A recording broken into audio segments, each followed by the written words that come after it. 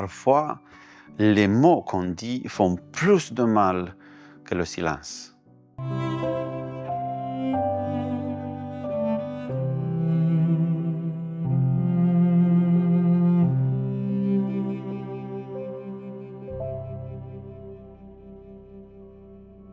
Quand Job a tout perdu, ses enfants, sa santé, ses biens, ses amis sont venus.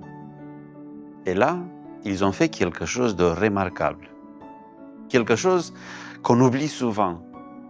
Ils se sont assis avec lui 7 jours, 7 nuits, sans dire un seul mot.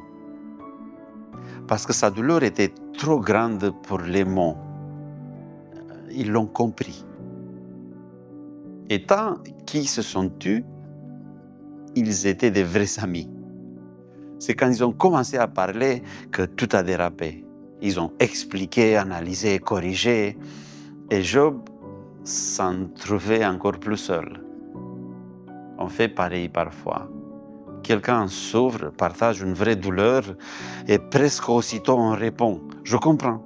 Moi aussi, j'ai vécu quelque chose de semblable. » Cette phrase paraît bienveillante, mais elle déplace discrètement le centre de la douleur.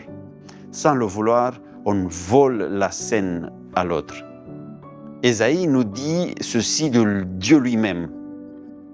Dans toute leur détresse, il a été en détresse avec eux, en Ésaïe 63, 9. Ésaïe ne dit pas, il a expliqué pourquoi ils souffraient. Pas, il a comparé leur douleur à la sienne. Il nous dit qu'il a été en détresse avec eux. La vraie empathie ne dit pas « moi aussi je suis passé par là ». Elle dit « je ne suis pas passé par là et pourtant je reste avec toi ». Quand quelqu'un ouvre une blessure, ne lui montre pas ta cicatrice. Reste simplement. La prochaine fois que quelqu'un partage une souffrance avec toi, résiste à l'envie de parler de toi. Résiste à l'envie d'expliquer aussi. Offre si besoin ton silence. Écoute sans interrompre. Reste présent sans chercher des solutions. Parce que parfois, ce dont l'autre a besoin, ce n'est pas de tes réponses. Elle a besoin de ta présence. Et parfois, la présence est déjà une guérison.